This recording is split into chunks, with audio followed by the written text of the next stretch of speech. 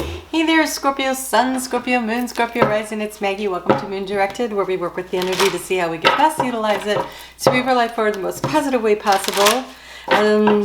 Today we're working with the energy of Mercury in retrograde. I'm having so much fun with it. So my camera, my computer is out of commission, so we're using the camera. So bear with me and let's just see how it goes. But we are going to cover the energy for February 8th through the 14th.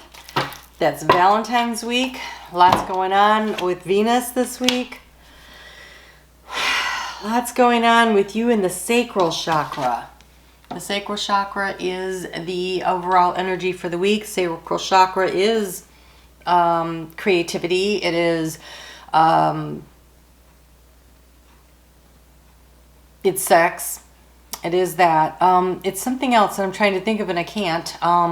There's this word on the edge of my tongue that is just not coming off.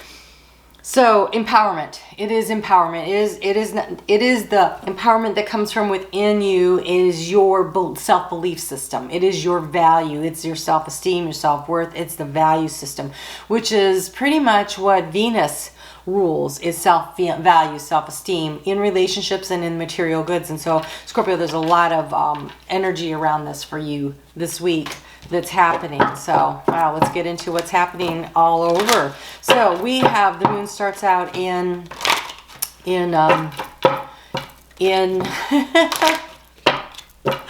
oh gosh, Mercury is killing me today. It starts out in Capricorn, and it is in trine with Mars. It's in trine with Uranus. It is the energy of sudden breakthroughs, sudden thoughts, sudden inspirations. And here we go. Now you can see the cards. So what do you have here? Well, something new is interesting. Something new is happening for you for sure with this moon. So you have the moon, and we do have a new moon coming up this week, a very powerful new moon in Aquarius. This new moon in Aquarius is about setting your seeds of intention for something that is happening that's going to take time. It's going to probably take about 2 years for it to come all the way into fruition. Generally, a new moon takes about 18 months anyways, but because Saturn's coming through behind it, and it's going to touch that same point at 23 degrees of Aquarius within about 2 years, and then Pluto is going to come into Aquarius and feed it some more. There's just a lot of energy, and it's going to take a couple years for you to really see the payoff, but it's going to be worth it. So you are a wanderer between a jubilant world of reality and fantasy. All is not as it seems. Embrace sensuality and sensitivity that current energy brings.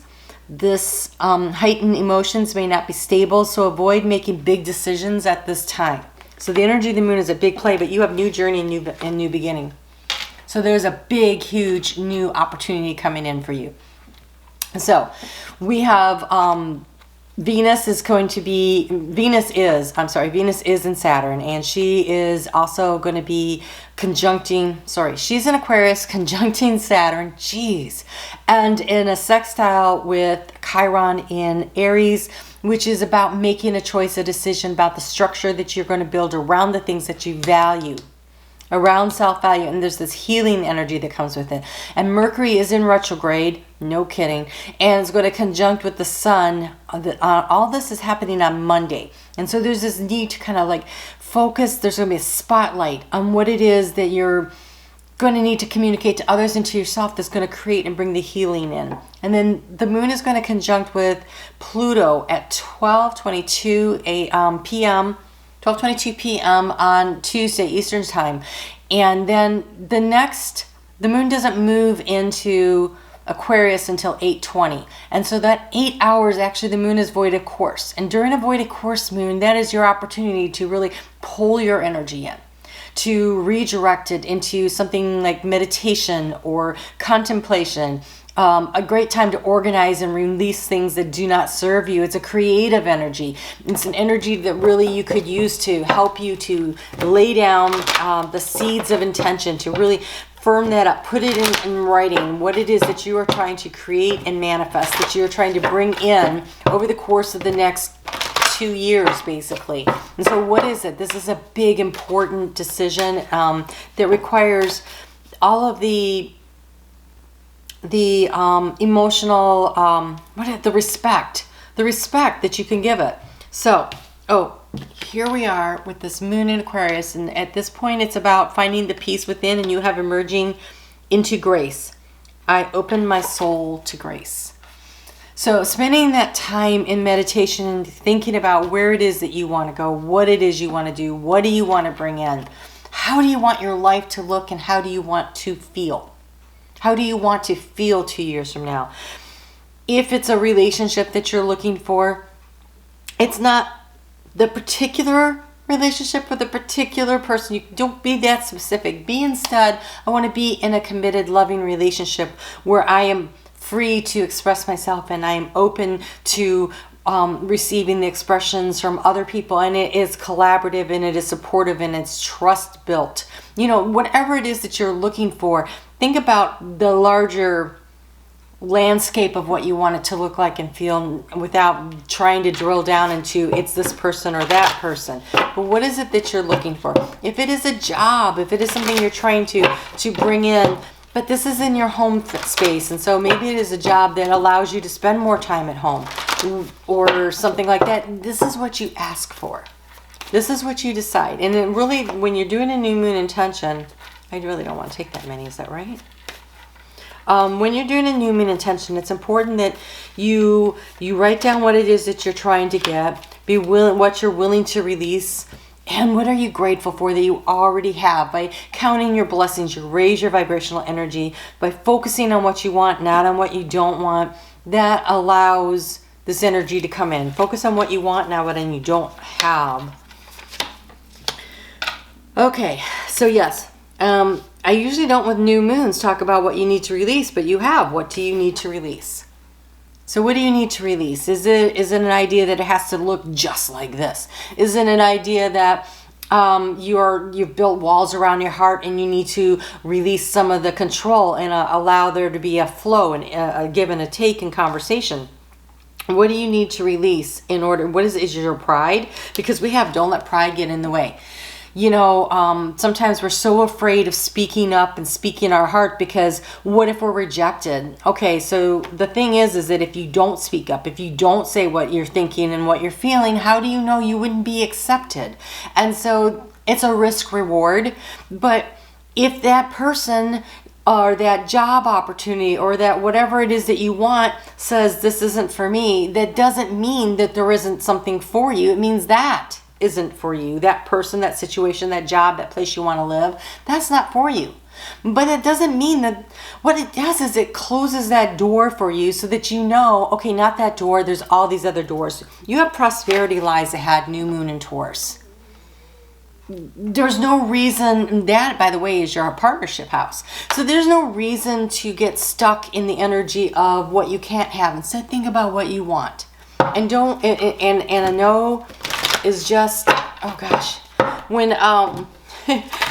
when you're applying to college and you have all these different colleges you want to go to, the rejection letters aren't that big of a deal because actually that just means, okay, I don't have to worry about that one anymore, right? So whatever it is, it's like it helps to figure out what doesn't work sometimes in order to get to where you want to go. So that moon in Aquarius, while that's happening, we've got Mercury going to square off with Mars in Taurus, in your sign. And so there is an opportunity for some kind of harsh negative words to come up, either self-talk. I really feel like it would be self-talk. It's rare that Taurus, we're talking about Scorpio. So, sorry, when I said this card threw me off. Okay. So no, that's in your 8th house, your 7th house. Okay. All right. Well, now we're going to talk a different way about that. Mercury squaring Mars in Taurus for Scorpio. You could have some feisty words because Mars helps to rule your sign. And so with Uranus right really close by, Watch out for that. I would definitely take my time and work my way through that energy cautiously, kind of tiptoeing around on Wednesday. I'm not saying don't speak your mind. Absolutely, you should always speak your mind, but you could speak it in a way that might be more beneficial, might bring you more of what you're looking for as opposed to what you're not looking for. The moon is going to conjunct Saturn on that day, and the moon conjunct Saturn says, this is how I feel, and I'm about what I'm trying to build here. And then the moon comes into conjunction with Venus and talks about, you know, how can I attain what it is that really is of value for me? And then Jupiter says, how can you expand it? And then Mercury says, how are you going to communicate that? So with Mars squaring Aries, Mars squaring Mercury, there is an opportunity that the way you communicate it could be a little rough. So just heads up on that. Wow. Mercury in retrograde is just beating the crap out of me today. It just really is. Okay.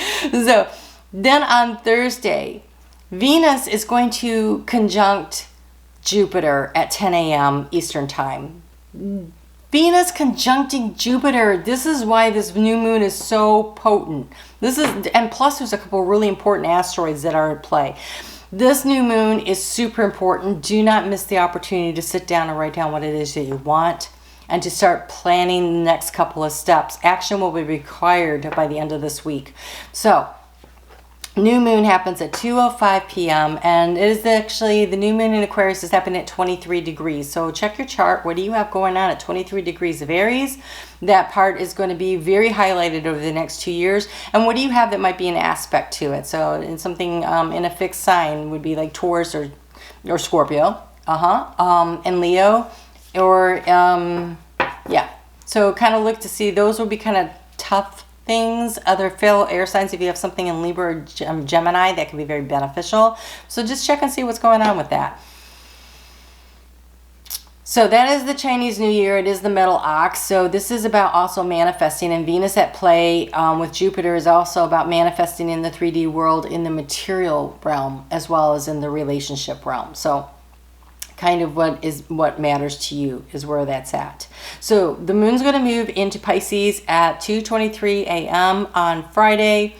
On Friday, Mercury then conjuncts Venus, and this continuation of this conversation. Now, Friday and Saturday, which for Valentine's week isn't bad, has some really nice opportunities, especially because that moon is also going to conjunct Neptune in its sign. There's like this opportunity to talk about hopes, goals, and dreams, to have a really nice conversation. Wednesday's dicey, but Friday, Saturday, and part of Sunday looks pretty good for this. And so, you know, this is some sweet energy to work with, to have those really heart-to-heart conversations in a way that could be very productive.